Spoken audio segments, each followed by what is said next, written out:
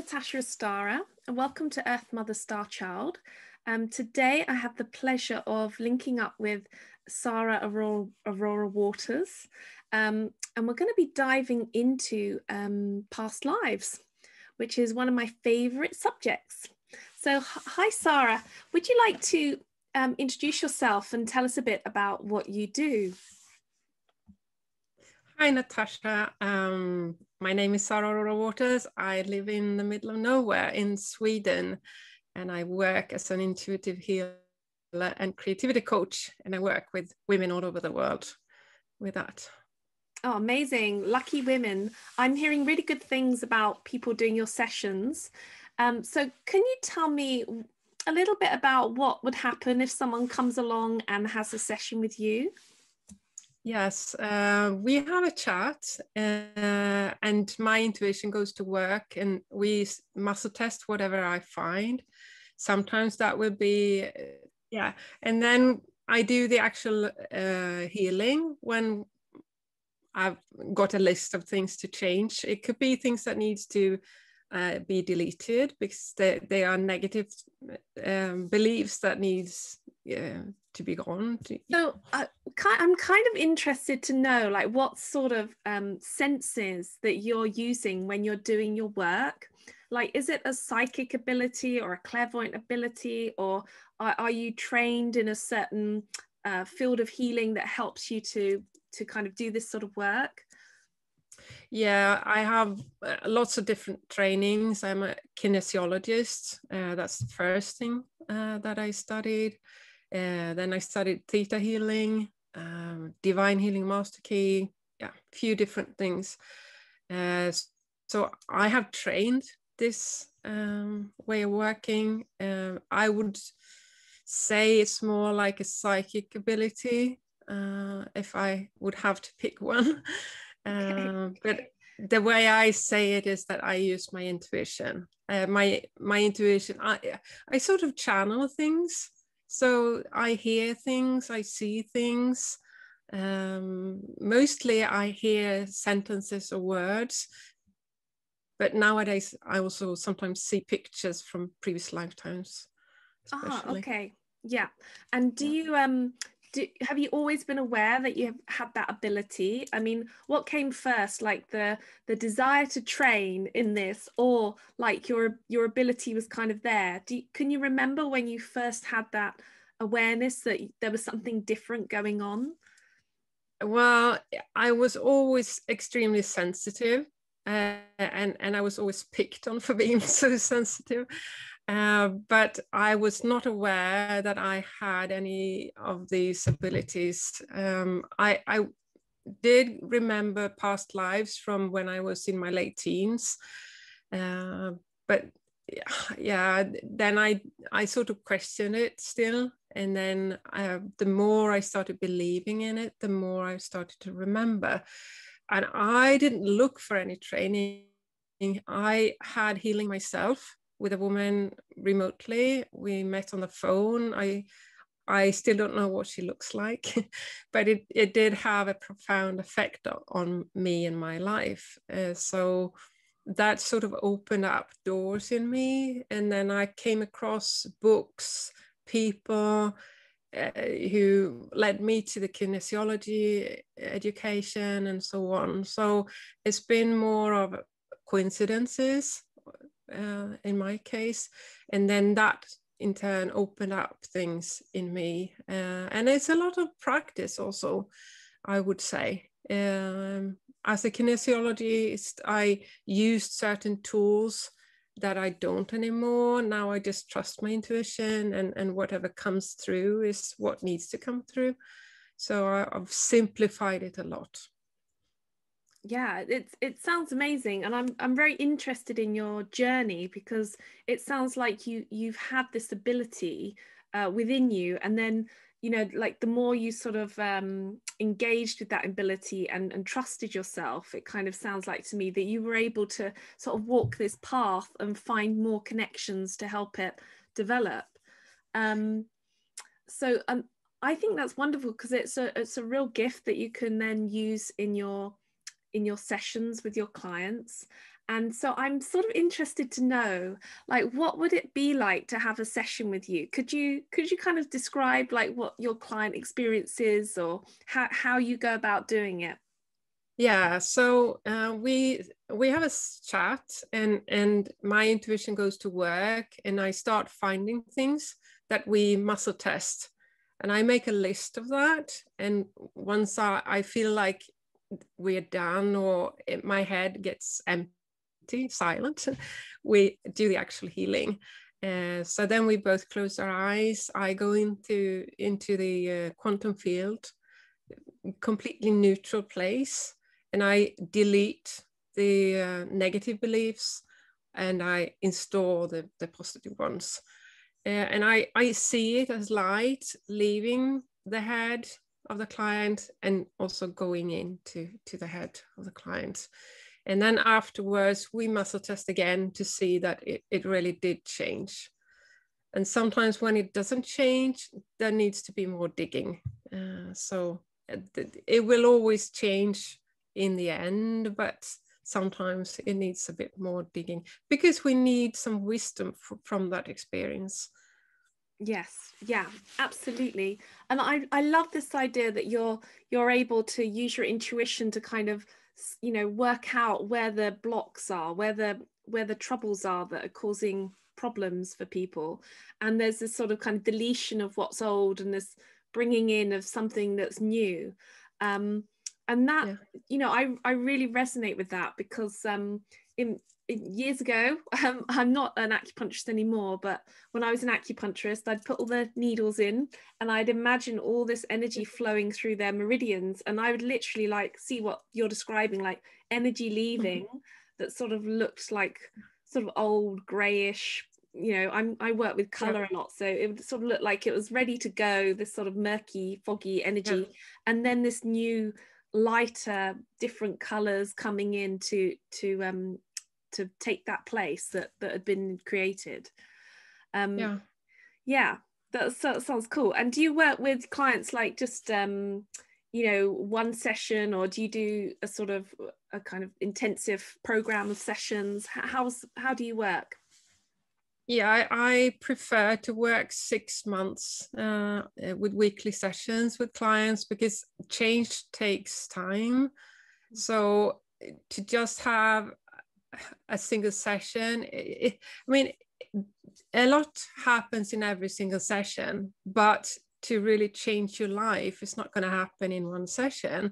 So we sort of trick ourselves if we just have one session, because that's, yeah, it's not going to really create that big of a transformation. So also, once you commit to 6 months, there is a transformation just in that commitment.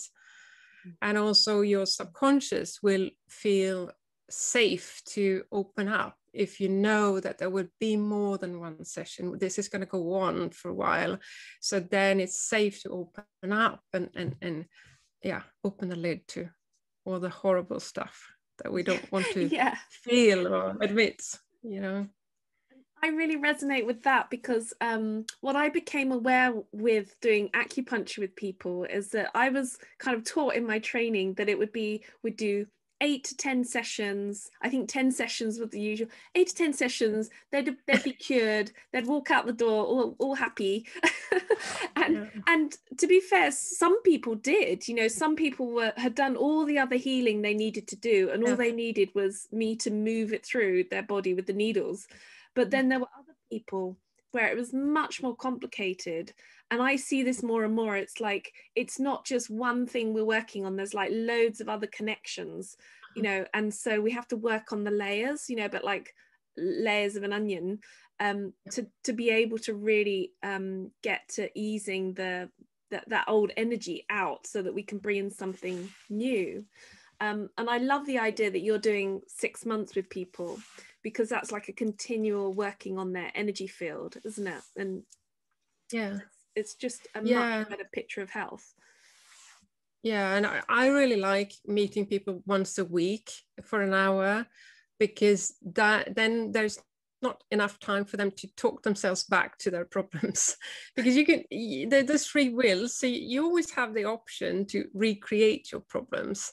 And those the problems are your comfort zone, so it's very tempting for many people. But if you meet regularly, that's less likely to happen. And the thing is, I can delete a past life trauma. I can do a lot in one session, but there's so much more that can happen. And when people realize what is possible, they want to work another 6 months, or because there are endless opportunities. So. Yeah. And if I find an energy practitioner I like working with, I really enjoy the sessions. It's almost like it's not like going to the doctor or the surgeon or something. It's like I really enjoy like that reconnection and working with someone. It becomes like pleasure. It becomes like a proper healing experience. Yeah.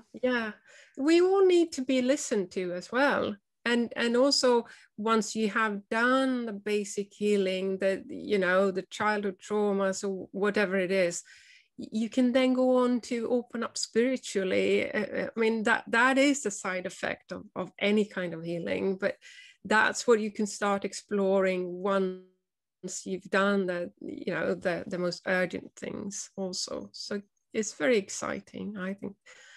Yeah, well, I love it. And what I'm interested also in is like, why past lives? Like, it sounds like you could have done like all sorts of different healing with like kinesiology and theta healing. I'm trying to see what it sounds like you could have done a whole mixture, but for some reason, one of your niches has become past lives. Can you tell me why that is so interesting for you? Well, I've spent the last 35 years working on myself, so many different things, ordinary therapy, all sorts of kinds of healing work, you name it, I've done it.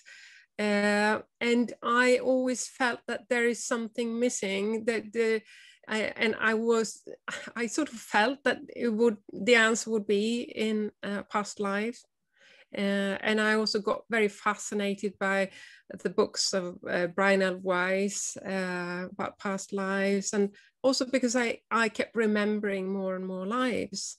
And also in that first healing I had with that woman, that was a few sessions, but she kept telling me about all the times I had been executed. So I obviously had a lot of traumatic past lives, and there have been so many things in films, especially historical films, that I have been so triggered by. So I thought there must be something more to it.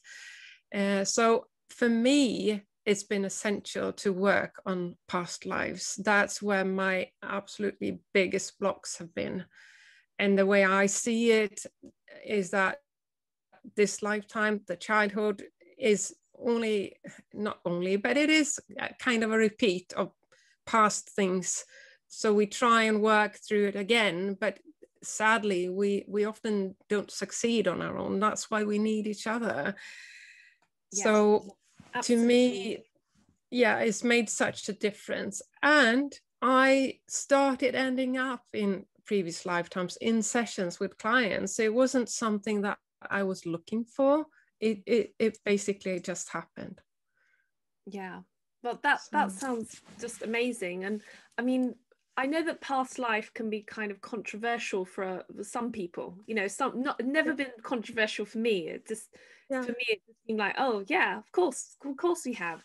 But I naturally had a recall of quite a lot of past lives, and I realized that I was looking for answers to my obstacles in this life, and often what was happening in this life didn't really explain the depth and the polarity I was going to.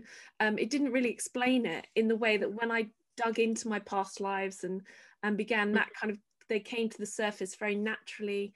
I then saw that actually this was the missing key, because what I was experiencing in this life was often like a fractal or an echo that was coming through me from a trauma that had been caused in a past life, and I was reliving it to understand the healing of it, or I could consciously work on healing it in this life in a way that I couldn't in a previous life. So I think it's, you know, really amazing, incredible work. And I hope that more people, you know, are brave enough to explore this and realize it's not, you know, it's not scary, or it's not that unusual really if you're working spiritually. It's just part of who we are. And I love it because it also shows our journey as a soul, you know, like we can have many different incarnations as male, as female, in different, you know, different countries, different religions, different, all sorts. We have the whole spectrum, and all of that wisdom is in us actually. Even now, even though I'm having a life as Natasha, you know, I have that wisdom to draw on, you know, from those previous experiences, if I want to, if I'm able to. So maybe you could tell me, what is your favorite experience that you've had in a session with a client? Obviously confidentiality, you can't give me names or anything, but is there like one of your favorite experiences? Oh. Well, there are so many. I have no idea what to pick. Something that didn't look like very dramatic during the session, but turned out very like a very big thing, was when I had a session with a woman who had constant pain for 25 years in her neck and shoulders. I mean, night and day, 25 years. And that's why she came to see me. And she mentioned it, but we didn't work on it because I never work on the symptom. I always look for the cause of it. And then we came to talk about her childhood, which was full of abuse, physical abuse, and so basically the only thing I healed or installed was I know how to trust other people, because she had such trust issues because of her childhood, because she had been let down and abused so much. So that's what we did. And I thought, well, this is a long time since. So I thought maybe not that much happened today. And then the next day she called me and she said, you know what, I forgot to smoke on the way home. We met at work where we both worked at the time. She always used to smoke on the way home. She forgot about that. Then when she watched telly in the evening, she tried to take her glasses off and noticed she didn't wear them. And then the next morning, she woke up pain-free and never got the pain back. So 25 years of constant pain was gone like that. And I thought nothing special happened. So yeah, that was special. That sounds really special, and you're a very lucky client as well to come and have that experience with you. Wonderful. So I've got some other questions for you. Just being a sensitive person in the world, you mentioned this before, that you are sensitive, and a lot of this podcast is about connecting with people who are really highly sensitive. So maybe you could just share with me if you have any tools or tips or ways of looking after your sensitivity and your energy. Yes, I was extremely sensitive as a child. I mean, I am still sensitive, but I am not suffering from it anymore. And I would say it's a boundary issue more than anything. So work on your boundaries. Often, if you have a boundary issue, you will muscle test I know how to set boundaries. I know what it feels like to set boundaries, because we need both the right and left brain perspective on it. So that's the first thing to look at and work on. And that's so common with light work, is that they sacrifice themselves and they just want to do things for other people, but you need to do things for yourself as well. Sure, that's great advice. And if someone who had like a boundary problem, like I know loads of empaths and spiritual empaths and you know, even just highly sensitive people who have struggled with the boundary thing, if they come for a session with you, Sara, is that the sort of thing you could help with?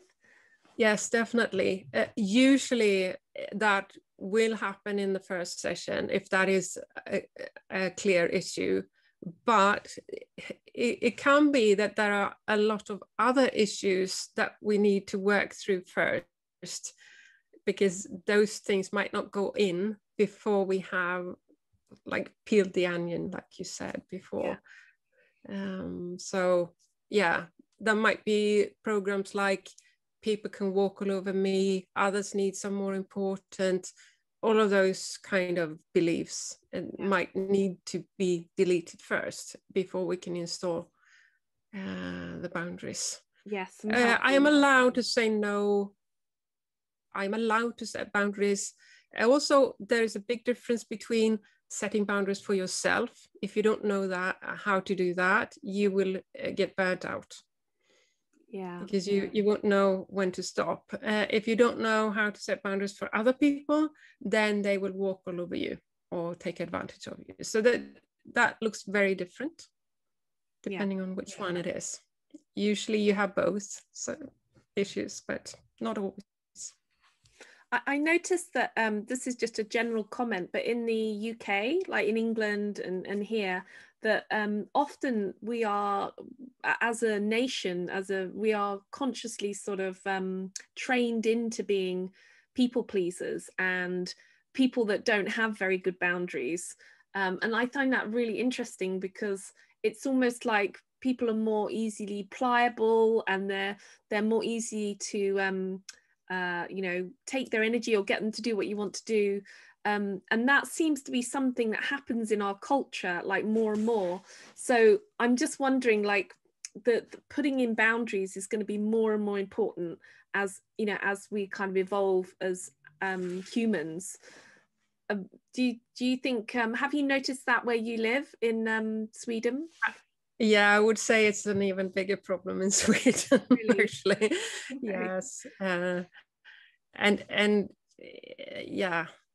yeah, self-worth is a big issue here. It's even more about not boosting, not, you know, thinking that you are important in any way. And of course, that is also part of, I mean, the way I see it, we pick our lives before we're born from the perspective of all the lives we have lived before and what we need to go through again, or, you know, what we want to learn. So then, of course, we will pick the country as well, and the parents, and the social circumstances, the economic status, everything that fits that specific thing that we want to work through in this lifetime. So if you need to work through boundary issues, you're going to pick Sweden or UK.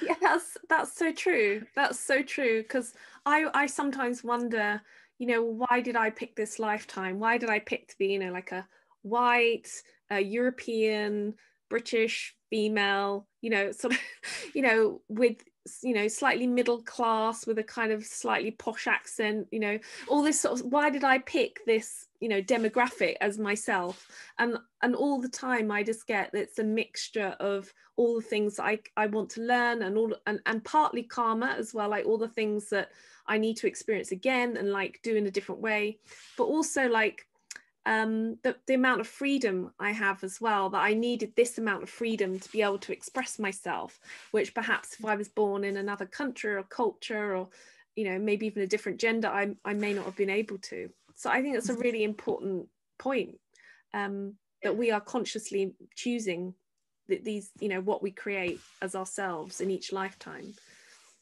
I also think that we pick what feels fun to the soul. Like, this is something that I want to experience, you know. Yeah. This is exciting, this is new. We're not going to pick, you know, exactly the same thing over and over again, because that is boring. We're going to pick something that makes us evolve and expand every single time. I love that. That's beautiful. So I'm gonna kind of come to the end of our questions, and I want to ask you, like, what words of wisdom that you have for anyone listening. Just follow your heart. Don't listen to your brain too much. It's gonna lead you astray.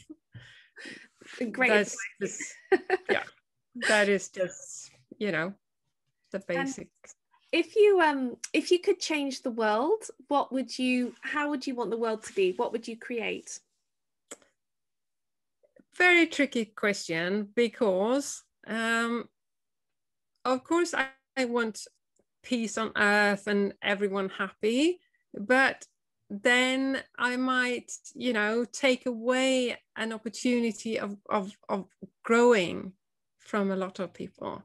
So it's not that easy to answer, I think. Of course, I want everyone to love themselves unconditionally and so on, but that is also a journey we are on to really conquer that, to conquer ourselves. And if I took that away, then you know, what would be the point? Yeah, very wise, very wise. So I want to know how anyone listening or watching us on YouTube can find you, Saras, if they want to work with you. Yeah, they can find me on my website. It's my name, saraurorawaters.com, or on Facebook. I'm a lot on Facebook. So. Great. I think that's how I found you. Yes. And do you have any gifts or promotions for our readers that you'd like to mention, or are you? Yes, I do have a heart meditation on my website for free. So it's my website, saraurorawaters.com/free-gift. Wonderful. Oh, yeah. Thank you so much for joining me today. I hope Thank you for having me in the future.